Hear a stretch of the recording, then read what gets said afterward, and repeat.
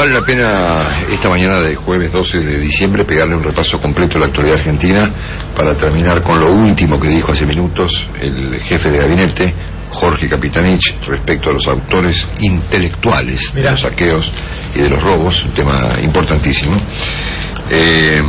Importantísimo en serio, no es una ironía, porque esto puede derivar, vayamos a ver en qué. Pero bueno, y para conversar además con el autor del libro El simulacro kirchnerista, que se llama Alejandro Katz, que hemos conversado aquí con él hace algún tiempo, y vale la pena hoy por ahí preguntarle qué él ve detrás de toda esta historia. Pero obviamente hay que arrancar por las noticias, y las quiero repasar todas porque el día se presenta como muy interesante. Bueno, ya saben que la Presidente fue a someterse a un nuevo chequeo médico en la Fundación Favaloro, el famoso TIL test, ese test cardíaco que entendemos que por lo que leímos y escuchamos que le dio muy bien. La Presidente viaja a Venezuela en enero en la cumbre del Mercosur, y a Marruecos en el mes de febrero, creo que era una visita que estaba pendiente. Y ya está en el Calafate, creo, ¿no? Ya está en Santa Cruz la Presidenta. Eso no lo sé, ¿eh? Creo que sí. Lo confirmamos enseguida. Bueno, ayer hubo algunas situaciones que vale la pena mencionar. Por ejemplo, hubo un intento de desalojo de los manteros de la calle Avellaneda, acá en Caballito, que tuvo 8 heridos, policías golpeados, y fracasó. Los manteros permanecen donde están, digamos. Esto muestra hasta qué punto el Estado tiene poca capacidad de poner un mínimo de orden en la vida argentina. Hubo también ayer 2 crímenes muy complicados en la provincia de Buenos Aires, en Aedo. Efectivamente lo de Aedo fue muy grave, porque un señor de 56 años que intentaba, creo que sacaron poner el auto en el garaje, y lo mataron delante de su familia, un espanto. Pero hubo otro donde están, digamos. Esto muestra hasta qué punto el Estado tiene poca capacidad de poner un mínimo de orden en la vida argentina. Hubo también ayer 2 crímenes muy complicados en la provincia de Buenos Aires, en Aedo. Efectivamente lo de Aedo fue muy grave, porque un señor de 56 años que intentaba, creo que sacaron poner el auto en el garaje, y lo mataron delante de su familia, un espanto. Pero hubo otro de connotaciones dramáticas en San Nicolás, cuando una joven de 28 años que iba con un bebito en un carrito fue asesinada por un joven de 16 en circunstancias de robarle un teléfono celular. Eso también da cuenta del estado de cosas que hay hoy en la Argentina. Bueno, en materia política tenemos al jefe de gabinete, del mismo modo en que Carlos Pañi subraya que Zanini en la política comienza a parecerse a Moreno en la economía, Capitanich empieza a parecerse a Valmedina, ayer ocupándose del fútbol, por ejemplo, y del financiamiento de los clubes, un tema que evidentemente es vital para el gobierno, siendo que además queda hoy muy visible que la cantidad de recursos que puso el país en el fútbol había que haberlo puesto en otra cosa por ahí, ¿no es cierto? Sí. Bueno,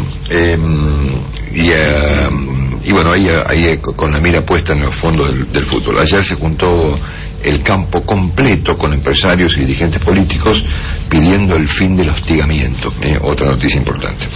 En esta línea, digamos, a Valmedina, el jefe de gabinete ayer le contestó a Paolo Roca, el dueño de Techín, que había planteado algo que plantea todo el país. Esto es que hay muchos impuestos, que el gasto está exacerbado y que el rol del Estado en la economía parece sobrepasado. Pero evidentemente tampoco se puede opinar más, porque le han dicho monopólico, oligopólico, que hay que averiguar en realidad no el gasto del Estado, sino debatir el rol empresario, le contestó el jefe de gabinete. Bueno, ayer quedó en suspenso el BADE. Yo me acordaba de los señores Bulgeroni, ¿no? Los empresarios de los más importantes de la Argentina, que hace un par de meses o algo menos anunciaron una operación colosal para comprarle BADES al gobierno. Ayer el BADE quedó enterrado, quedó suspendido. Sí, una vez más se muestra la enorme habilidad de los hermanos Bulgeroni, ¿no es cierto?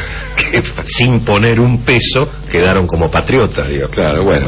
Y, entrando un poco al mundo del parche, que siempre lo mencionamos aquí en este editorial, ayer el gobierno ordenó bajar 20%, 20 y pico, depende qué compañía, la importación de autos en la Argentina, y arrancó un operativo del que hoy da cuenta el diario El Cronista en su parte financiera, para que los turistas extranjeros que vienen a la Argentina tengan que comprar los paquetes en pesos, no puedan comprar los paquetes en pesos, los tengan que comprar en dólares al tipo para que quedan en la saca del Banco Central, y evitar así que los tipos vendan sus divisas en el mercado paralelo. Claro, es un tema menor, pero la verdad que el colmo es que además la Argentina le regala los dólares a los extranjeros. Eso ya era el colmo, obviamente. Bueno, hoy hay un anuncio en la etapa de ámbito respecto de algún aflojamiento en el monto que los viajeros pueden comprar en Argentina para salir del país, pero yo, lo único que me acuerdo del colegio, viste que yo les conté siempre de una experiencia traumática. La tabla del cero. La tabla del esa me la acuerdo. Yo no sé por qué me la acuerdo, que era fácil, ¿no? La del cero era fácil. Sí, la del 1 es más brava. 2 por 0, 0. Sí. 3 por 0, 0. Cualquier cosa por cero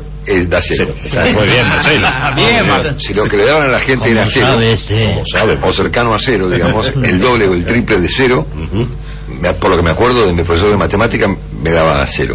Pero yo creo que igual, para la gente importante, los que viajen, apúrense antes que el gobierno se arrepienta. Claro, porque puede ser que durante 1 o 2 semanas te den $100 por día. Digamos. Bueno, después tenemos el tema reservas. Ayer hubo un pequeño crecimiento en las reservas, 60 millones, 20 millones el día anterior, que fue subrayado como un logro para el futuro macroeconómico de la Argentina, según el jefe de gabinete.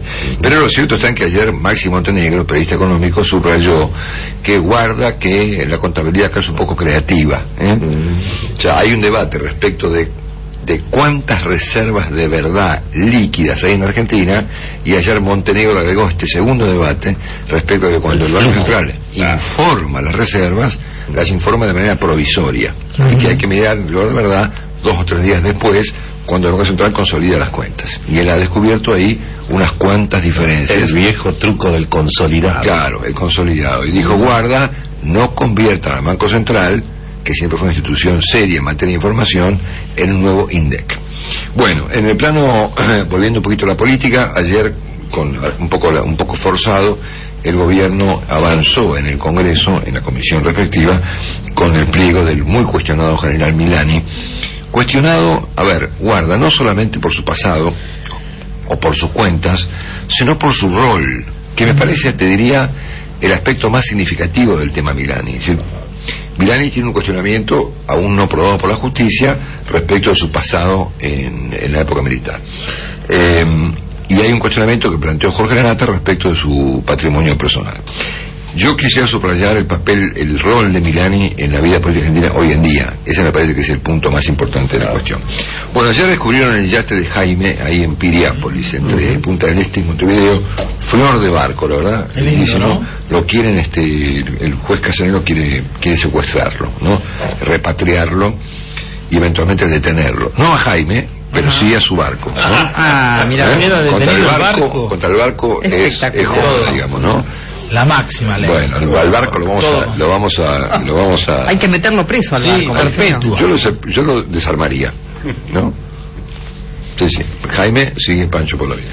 Bueno, y ayer este señor llamado Gabriel Bianco, un ejecutivo de Telefe, en su momento ya no está más allí, confirmó que en Telefe, dentro del edificio, dentro del estudio de televisión, ocurrió esta reunión entre los señores Ciccone y el vicepresidente Boudou, entonces ministro de Economía.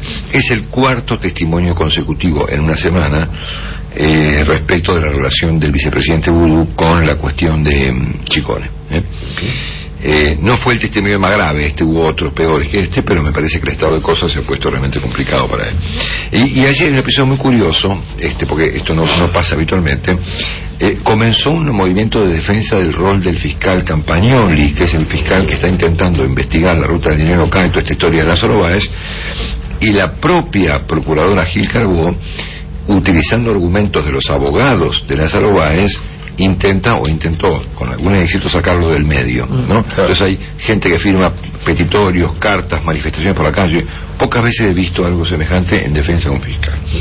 Bueno, esto en cuanto un poco al estado de cosas fuera del conflicto que hoy un poco aturde a los argentinos. En este caso tenemos por un lado los 3 lugares donde hoy hay que mirar con atención. Tucumán, especialmente como consecuencia no ya de la protesta de los policías contra el gobierno o de los saqueadores contra la gente, sino de la gente contra el gobernador Perovich. Ayer hubo una marcha importante anoche con un pedido de que vayan todos, un poco lo típico, digamos. Y después La Pampa y Salta, 2 provincias en donde había calma hasta ayer, pero algún nivel de controversia policial hay, en menor medida probablemente que en Tucumán o en Chaco, digamos, o en Córdoba, obviamente, pero algo evidentemente está pasando ahí, veremos cómo evoluciona el tema durante el día de hoy. Y después muy impactante obviamente la crónica de Clarín de hoy respecto a la preocupación que hay para evitar saqueos en la provincia de Buenos Aires entre el 19 y el 20 de diciembre, siendo que yo he visto ayer, lo vi en páginas de internet, convocatorias por el Facebook, ¿no?, de la gente para saquear el 20 de diciembre, una cosa muy delicada. Hubo un episodio ayer en Avellaneda cuando un grupo de 20 tipos de golpe aparece por la avenida Mitre y te saquean completo un local de ropa, en este caso un local que se llama Cultura, conocido en la zona marina. Muy conocido en la zona sur. Bueno, en el plano, así que fue un episodio... Y eso con la policía activa, es decir, sin problema, ¿no? O sea, 20 tipos aparecen, algunos en moto, y vacían un comercio en pocos minutos en esta nueva forma, digamos, del delito, ¿no? Claro. ¿No? Que es el delito en banda, digamos, así. Bueno. Sí. Después tenemos, hablando un poco de poniendo en términos de números, solamente a la provincia de Buenos Aires el arreglo salarial con la policía le cuesta 5.000 millones de pesos. A nivel nacional estaremos en 25.000 millones para el impacto fiscal del año 2014. El propio gobierno reconoce que no sabe cómo van a ser las provincias para pagar esta cuenta. El gobierno se adelanta además a algún acuerdo con los docentes, adelantando la discusión. No va a ser cosa que los docentes van a ser parte de la conspiración, William. Bueno, y después tenemos un aspecto muy interesante, que es cómo se va conformando la interpretación oficial de los episodios ocurridos a partir de lo de Córdoba, o eventualmente inclusive de antes de lo de Rosario, Villa Gobernador Galvez. Ayer la señora Carlotto planteó que había que ver el tema de los muertos, a ver quién eran los muertos. Una definición que chocó mucho, digamos, a mucha gente, porque mucha gente dijo, bueno, guarda, acá los muertos son muertos, no hay muertos buenos o malos o lo que sea. Pero a mí me parece que esto va en línea con la idea de que acá hay algo raro, de acuerdo a lo que viene planteando el gobierno desde el discurso del presidente de antes de ayer. Lo dicho por el señor Carlotto lo ratifica. Ayer el Ministerio de Justicia, que conduce, bueno, su modo de decir, el ministro ALAC, digamos, con el joven Julián Álvarez como número 2, denunció ante la justicia penal por incitación contra la sociedad o contra no sé qué al señor Salvador Barata. Yo no sé muy bien quién es, pero todo el mundo habla de él. Es un concejal ahora del Frente Renovador de Sergio Massa en Lanús, que como fue policía, lo acusan de ser el instigador de lo ocurrido en la provincia de Buenos Aires. Dicen que el secretario de Seguridad de Granados le pidió a este ex policía que interviniera, digamos, ¿no? Eso por lo menos, pero eso tampoco está confirmado. Está confirmado. Bueno, después tenemos en línea los dichos por el juez Zaffaroni, el juez de la Corte Zaffaroni, que ayer planteó que la policía hoy es capaz de desestabilizar a un gobierno, y dijo que había que reformarla por completo. Bueno, un poco la opinión del clásica, pero le agrega a su opinión clásica respecto de lo antiguo de la policía la idea de que aquí hubo alguien detrás que movió a la policía para generar un proceso desestabilizador. El gobierno comenzó a hablar de sedición, le pide a los gobernadores de las provincias que descabecen las cúpulas policiales que encabezaron protestas en las respectivas provincias. Pero los que protestaron no eran las cúpulas. Claro, esa es la diferencia con la sedición clásica, digamos. Y se agrega lo dicho hace minutos por el jefe de gabinete, por Jorge Capitanich, respecto de que hay que investigar e identificar a los autores intelectuales de los saqueos y los robos en Argentina. Hubo un proceso de extorsión, dijo Capitanich, hay que tomar decisiones, y hay que identificar a los responsables de las protestas y los saqueos que se registraron durante varios días en diferentes puntos del país. Hay que hacer una investigación para verificar e identificar, dijo Capitanich, a los autores intelectuales de estos hechos. Esta mañana Rosendo Fraga sugirió que estos elementos, aparentemente desconectados, lo de Zaffaroni, lo de Capitanich, lo de Carlotto, lo de la Presidente, conforman una visión oficial, en el sentido de que efectivamente aquí no hubo una situación de descontrol, sino un intento de algún nivel de destabilización. ¿Qué más iba a decir? Yo decía ayer es que acá obviamente todo intento efectivo de estabilizar un gobierno requiere de un cierto orden, digamos, ¿no? Acá lo que pareció fue lo contrario, ¿no? Un desorden absoluto y total.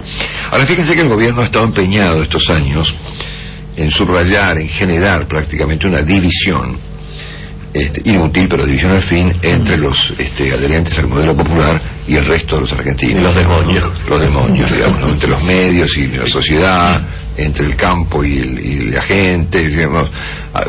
Inclusive hasta en el plano ideológico se intentó todo el tiempo subrayar, generar inclusive una división, una fractura en la sociedad.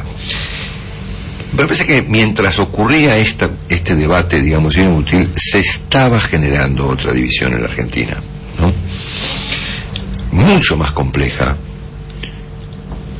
y yo no sé cómo se la puede arreglar ahora, que esta división que me parece que ahora hay entre gente que está dispuesta a cualquier cosa, ¿no?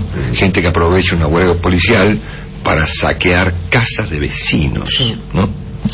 Entonces, a mí me parece que, obviamente, la explicación de que esto es consecuencia de un problema estrictamente salarial o de pobreza no me alcanza para explicar lo que hemos visto, y mucho menos me alcanza para explicar lo que hemos visto, la tesis de la conspiración que han esgrimido tanto el presidente como estos funcionarios que yo acabo de mencionar.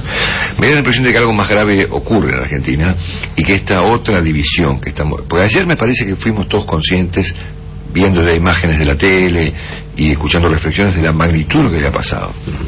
O sea, lo que pasó, esta tormenta que pasó y que aún no sabemos cómo va a seguir, es una cosa complicada, digamos. No es común que una sociedad de repente entre a saquear casas, ¿no? Es algo realmente que hay que mirarlo con atención y hay que buscar gente que pueda interpretarlo, entenderlo y ver qué se puede hacer, porque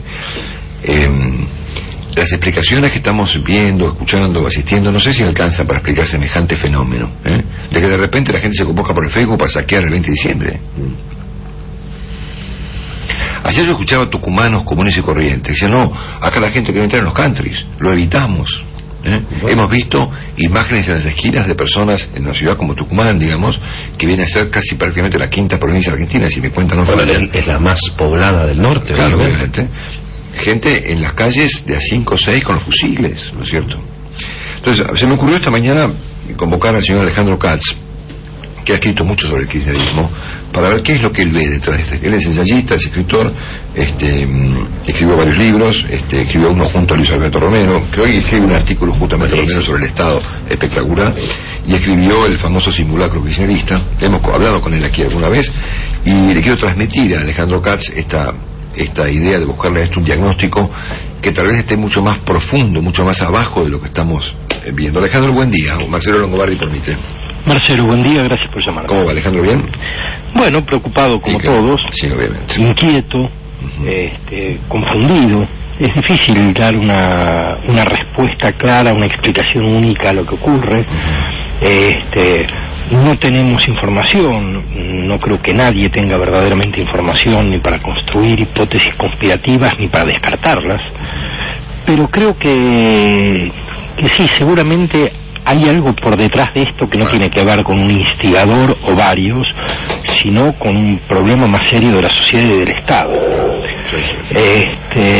Y yo tengo la impresión, Marcelo, de que hay algunos temas de los que deberíamos comenzar a hablar y no lo estamos haciendo. Por ejemplo, Alejandro.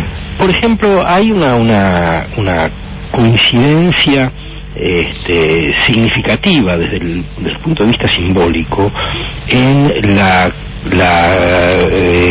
ocurrencia de todos estos hechos en la semana en la que se celebra los 30 años de regreso a la democracia. Y yo me preguntaba, e intenté trabajar un poco ese tema, me preguntaba por qué en Argentina celebramos la democracia como la ausencia de dictadura.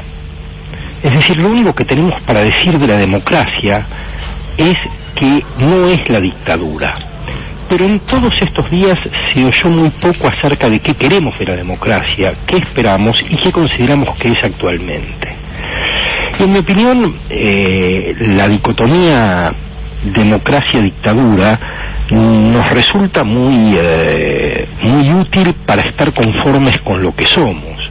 Pero lo cierto es que si uno toma en cuenta algunas caracterizaciones sofisticadas de un régimen democrático como la que hizo en su momento Guillermo O'Donnell, uno puede entender que hay una gran diferencia entre un régimen democrático, que es aquel en el que procedimientos de elección de gobernantes se repiten regularmente, y otra es un Estado democrático. Un Estado democrático que garantiza a la vez una distribución justa y equitativa de los bienes públicos, pero también los tipos de protección que los diferentes actores sociales necesitan entre ellos, una capacidad de gestión de lo común eficiente, etcétera. Y yo creo que no tenemos un Estado democrático, Marcelo. Creo que tenemos un régimen democrático y un Estado que es una mezcla una mezcla cada vez más degradada de sistemas de intereses que lo han colonizado. Por ahí tenemos identificado un primer problema muy profundo y muy serio. No sé cómo ve, Alejandro, usted esta idea que se me ocurrió a mí esta mañana respecto de que más allá de estas fracturas argentinas que hay en la superficie, ¿no es cierto?, entre oficialistas, opositores, periodistas y funcionarios, gente de, no sé, de centro derecha, centro izquierda, lo que sea, digamos, por debajo de este debate, digamos, de carácter menor, hay algún nivel de fractura mucho más complejo, digamos, ¿no?, que tal vez haya ocurrido mientras discutíamos lo otro, ¿no? Sí, sin duda, yo creo que el país ha ido convirtiéndose en un archipiélago de islas, y lo diría siguiendo su comentario, en un doble sentido, horizontal y vertical. Horizontal quiere decir, el país se ha feudalizado, y en estos días se ve claramente. Los municipios se autonomizan de los poderes subnacionales, las provincias, que son esos poderes subnacionales, están en crisis con la idea del Estado federal. Feudalizado quiere decir el debilitamiento del poder del Ejecutivo ahora muestra claramente que en términos territoriales, de población y horizontales, el país es cada vez más un conjunto de feudos, donde hay líderes que mantienen posiciones de poder y administran arbitrariamente los recursos y el poder que obtuvieron seguramente en una elección democrática, los administran con una arbitrariedad absoluta. Pero también hay una archipielagización, por decirlo así, en sentido vertical, que atraviesa sectores sociales, que atraviesa culturas, que atraviesa ideas, no voy a decir ideologías, sino ideas, que hace muy difícil que compartamos un sentido básico. Y cuando digo básico quiero decir lo elemental del sentido de comunidad.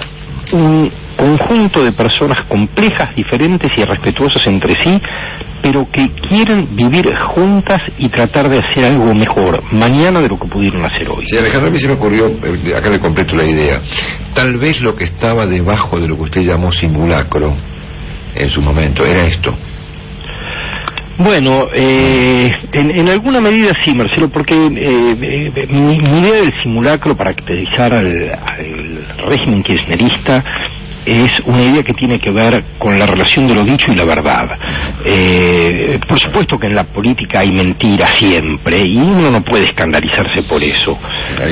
Hay niveles, digamos. No solo hay niveles, sino que la mentira supone conocer la verdad y falsearla. El simulacro es indiferente a la verdad. Al simulacro la verdad no le importa nada. El simulacro es lo que permite la escena triste del martes pasado, con un ejecutivo bailando al son de una música cuya letra exigía que la muerte no nos fuera indiferente mientras gente moría, desconociendo la inmensa complejidad de lo que estaba ocurriendo en el país y convencidos de que si eso ocurriera por fuerzas orientadas a perturbar al gobierno y no por razones que en algún punto son verdaderas, y cuando digo verdaderas quiero decir un problema salarial de la policía o un problema de criminalidad organizada o al gobierno la verdad no le interesa. Dice lo que cree que debe decir para mantener su poder, pero eso se acabó y lo que queda es un discurso vacío que no puede ni siquiera articular a aquellos que alguna vez creyeron en él. Sí, la imagen de que usted subraya, Alejandro, del gobierno medio como bailando el día martes fue algo realmente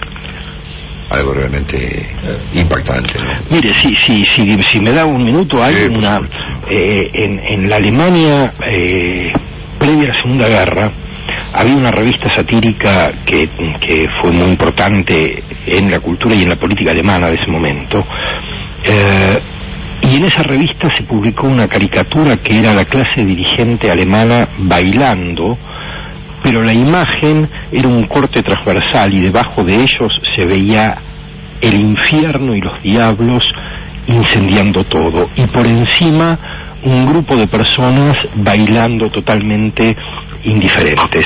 Esa caricatura, que era una sátira política muy aguda en su momento, es la que mejor expresa lo que le pasa a la dirigencia argentina hoy.